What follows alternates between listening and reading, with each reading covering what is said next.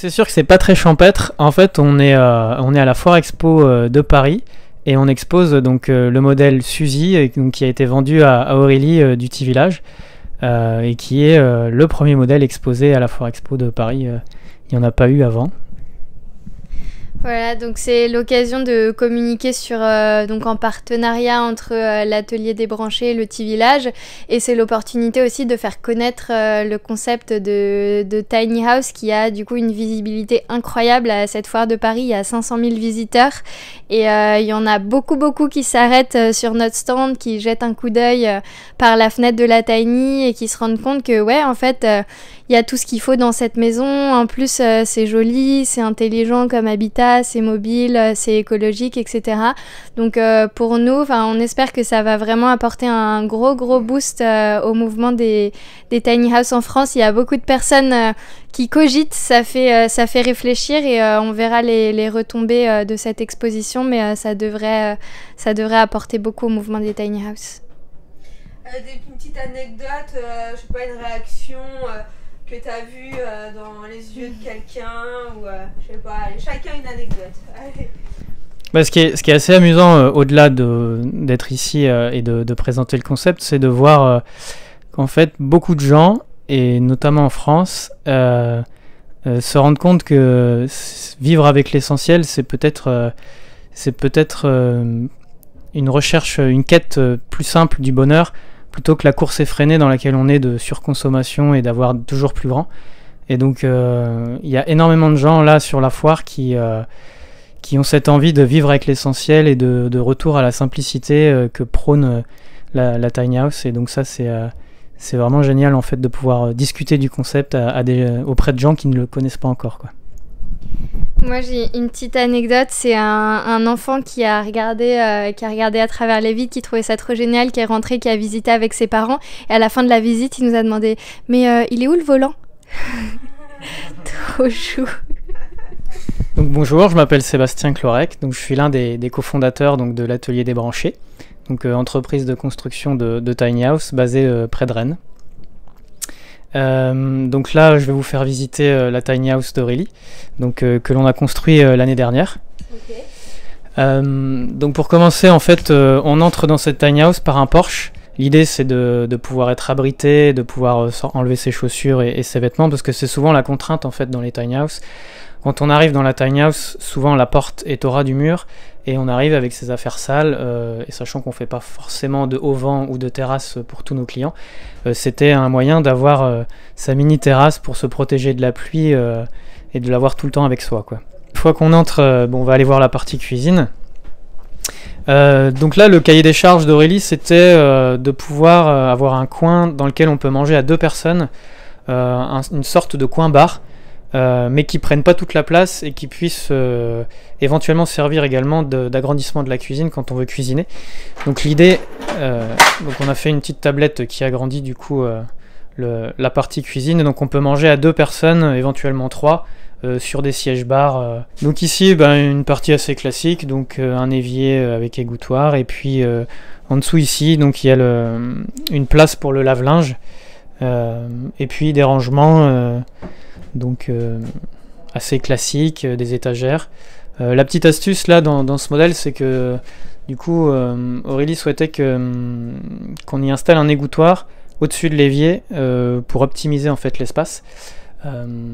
Et donc cet égouttoir là est bien pratique parce qu'il se replie une fois qu'il est vide, et du coup quand on fait la vaisselle en fait on peut directement remplir au fur et à mesure qu'on lave, et ça évite en fait d'empiler, puisque dans une tiny house l'espace est quand même pas hyper grand, donc c'est quand même plutôt intéressant. De l'autre côté donc des plaques de cuisson, donc là elles sont électriques puisque sur le Petit Village Aurélie sera raccordée directement. La majorité du temps on met quand même des plaques gaz pour les gens qui souhaitent un peu d'autonomie, donc avec la bouteille de gaz dans le coffre à l'extérieur. Donc ici la niche pour le réfrigérateur, et puis des rangements en plus. Donc en fait on a une cuisine assez traditionnelle avec suffisamment de rangements de part et d'autre, donc pour pouvoir y mettre tout ce dont on a besoin en fait pour cuisiner. Donc c'est même équivalent à des cuisines dans des maisons assez classiques. Ouais. En termes de taille, c'est tout à fait correct, quoi.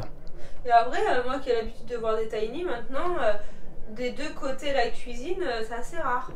C'est assez rare. C'est que de un côté. Ouais, la cuisine des deux côtés, c'est assez rare. Nous, on l'avait déjà fait une première fois sur un modèle. Donc en discutant avec Aurélie, elle nous avait dit qu'elle aimait pas mal cuisiner. Donc du coup, on a décidé de scinder en deux la cuisine. Donc ça optimise la place. Après, c'est un choix du client. Les gens qui aiment cuisiner, c'est bien d'avoir deux parties pour avoir suffisamment de place. Pour ceux qui aiment moins cuisiner, du coup, ça peut être des rangements à la place ou optimiser l'espace différemment. Mais là, c'est pas le cas. Ok. Donc dans le fond, bon, assez traditionnellement, la partie salle d'eau, donc avec une douche ici d'une taille classique, donc 80 cm par 80 cm avec des portes pour condamner la douche. Donc ça peut éventuellement être des rideaux, mais là du coup Aurélie souhaitait qu'on y installe une porte pour plus d'étanchéité, éviter de mettre trop d'eau dans la salle d'eau. Donc là on est sur des toilettes classiques puisqu'elle sera raccordée au tout à l'égout comme elle l'a expliqué tout à l'heure, et des toilettes qui se démontent et où on peut éventuellement y installer des toilettes sèches à la place quand les étudiants seront prêts à utiliser des toilettes sèches à la place des toilettes classiques. Donc ça se fera dans un deuxième temps. Le petit bidule carré là-bas. Ouais, alors dans les tiny house, souvent l'humidité c'est le souci, donc en général nous on installe dans nos salles d'eau un extracteur hygrovariable, donc en fait il démarre à partir du moment où l'humidité atteint un certain seuil à l'intérieur de la salle d'eau. Donc idéalement en fait on ferme la porte pour que l'humidité reste bien cantonnée dans la salle d'eau, et l'extracteur se met en route dès qu'on a commencé à prendre une douche et qu'il y a un peu de vapeur, quoi. Donc ça c'est dans la partie salle d'eau, et dans la partie on va dire pièce principale, on installe un extracteur double flux qui rentre et qui sort l'air de manière temporisée. Et donc ça permet en fait de réguler l'humidité en permanence puisqu'il tourne en permanence. Donc avec ces deux extracteurs en fait on fait en sorte de limiter l'humidité stagnante à l'intérieur de la tiny house, sachant que les murs sont faits de manière assez perspirante pour que éventuellement l'humidité puisse traverser aussi et s'en aller, donc ne jamais stagner à l'intérieur de la tiny house, quoi. Et ça remplace la hotte de cuisine ou pas? Pas forcément, idéalement il faut quand même ouvrir les menuiseries en mode oscillo battant, c'est quand même ce qu'il y a de mieux. Ouais. Surtout quand il commence à y avoir beaucoup de buée. Après sur la vitesse 3 ça évacue quand même une bonne quantité, mais je préconise quand même d'ouvrir un petit peu les fenêtres pour évacuer plus rapidement l'humidité. Ça reste quand même le moyen le plus simple pour enlever l'humidité. Ouais. Okay. Du coup sur nos tiny house on a l'habitude, on l'avait fait une fois et ça avait bien plu à Aurélie, de faire des portes sur lesquelles on peut écrire des petits mots. Donc voilà, donc c'est et des deux côtés exactement. Donc c'est une peinture qui permet d'écrire à la craie sur lesquelles on peut écrire ses listes de courses ou tout un tas d'infos rigolotes au choix du client. Parfait. Prolongement de la cuisine, donc on peut trouver l'escalier sous forme de caisson, donc c'est ce qu'on trouve assez couramment dans les tiny house, on va dire. Donc dans le bas 3 tiroirs qui sont de plus en plus grands, donc le tiroir du bas étant suffisamment large, ça permet de mettre des affaires longues. Donc c'est souvent un souci dans les tiny house, c'est de pouvoir mettre des affaires qui sont longues. Ensuite un autre caisson dans lequel on peut venir ranger des livres qui est ouvert en bout, et puis dans la grande marche en fait la penderie, donc assez classiquement voilà, donc une penderie de taille tout à fait correcte. Et puis dans la dernière marche là on y a installé un micro-ondes puisque du coup pour les étudiants donc ce sera un moyen de cuisiner rapidement. Au fond de la tiny house on retrouve l'espace salon. Donc là en fait c'est une banquette avec un dossier, et on peut tirer du coup la partie banquette pour éventuellement faire un couchage d'appoint pour 2 personnes. Et sous le canapé, donc des rangements assez classiques, les 2 petits caissons que l'on peut voir sur la gauche en fait se transforment en assises, comme on peut le voir sur ce modèle là, en utilisant les accoudoirs qui sont de part et d'autre. Et donc l'idée en fait avec la cliente c'était de pouvoir manger jusqu'à 6 personnes. Donc d'avoir une table ici qui s'agrandit, 3 personnes là, une personne en bout et puis 2 autres personnes ici. Dans cette tiny house, comme on peut voir, il y a un esprit plutôt marin, donc avec les couleurs plutôt blanches. Là on y a mis de la corde pour faire une main courante. Et puis la couleur bleue que l'on peut retrouver notamment sur la partie canapé, sur les housses, un petit peu en cuisine et puis sur la toiture en extérieur. Donc il y a un vrai côté marqué petite maison bretonne dans ce modèle, quoi. Bon, on va aller en mezzanine.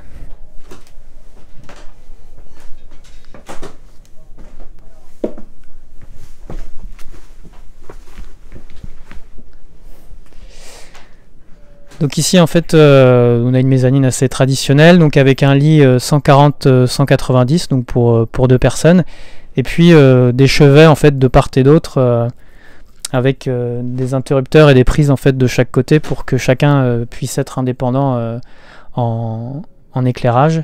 Et puis en pied de lit ici un rangement pour venir mettre tous les vêtements. Puisque du coup on peut pas tout mettre dans l'escalier caisson par lequel on est monté. Donc voilà, donc on a essayé d'optimiser un maximum l'espace et d'y apporter un maximum de rangement. Mais il faut quand même faire le vide dans ses affaires quand on habite dans une tiny house. Donc on vit avec l'essentiel. Bonjour, Guillaume Gilbert. Je suis le cofondateur avec Sébastien de l'Atelier des Branchés, les constructeurs de tiny house.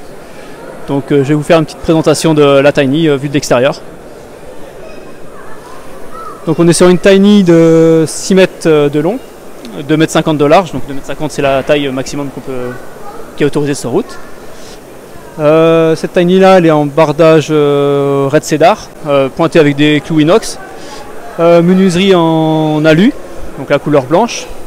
Sur la toiture on est sur de la couverture bac acier, donc on choisit un peu les coloris qu'on veut en fait, sur menuiserie et la couverture. Là c'est un beau bleu marin. Ouais, voilà, ouais. Qu'est-ce qu'on peut dire d'autre? On est sur un châssis double essieu qui peut supporter 3,5 tonnes. Donc ça c'est le poids maximum qui est autorisé avec un permis remorque en fait. Parce qu'une tiny se tracte avec un permis remorque. Celle-là elle pèse 3 tonnes 380. Donc ça rentre dans les normes. Et c'est votre combienième tiny de construit? Alors ça c'est la 8e. 8e tiny? 8e tiny, ouais. Ouais. Et on en a 6 autres à faire derrière. Ouais. Donc voici une coupe de mur. Donc on est sur une structure en épicéa de Sitka, donc épicéa breton, donc très légère. À l'extérieur on a un bardage en red cedar. Donc nous c'est ce qu'on met. Après on a une alternative en peuplier thermotraité. Ah, ça c'est bien aussi, ouais. Donc c'est un bois où il n'y a pas besoin de faire de traitement dessus. C'est naturellement résistant. Derrière, on a des tasseaux pour créer une ventilation. Ensuite, on a un pare-pluie qui évite justement les projections d'eau qui iraient dans l'isolant et qui pourriraient l'isolant. Un isolant en laine de chanvre, lin coton qui est naturel. C'est Biofibre Trio 3? C'est ça, ouais. Donc il y a un effet ressort qui est plutôt pas mal parce qu'avec les vibrations sur la route, ça peut avoir tendance à se tasser un peu. Okay. Donc ça revient bien en place. Là, la structure, c'est quelle épaisseur dans ce bois d'épicéa? Alors là, on est sur une structure en 40 par 95 mm. Ok. Ensuite, on a un frein vapeur pour réguler l'humidité dans le mur et pour éviter que la tiny soit trop soumise à l'humidité, pour évacuer l'humidité. C'est Natello, ouais. Un petit jour pour faire passer les câbles électriques, ouais, les réseaux, et un lambris à l'intérieur. Alors là, on est sur du peuplier qui est local. On peut mettre autre chose. Hein. Ok, donc, super. Voilà. Les grosses contraintes, c'est... On résume la tiny en 2 minutes. Hein. Et voilà. Le mot de la fin tout de suite. Vous me dites ce que vous voulez, comme vous voulez, et après c'est fini. Le but c'est d'une part certes de parler de nos projets, mais c'est surtout de semer des petites graines dans les esprits et de donner envie aux gens, de leur donner des idées et d'élargir un peu leurs horizons et d'inspirer les gens. Et je pense que cette visibilité à la Foire de Paris, en termes d'inspiration, je pense que c'est pas mal, c'est assez efficace. Et le mot de la fin, Du coup, la tiny house, c'est un habitat qui fait rêver et c'est pas prêt de s'arrêter.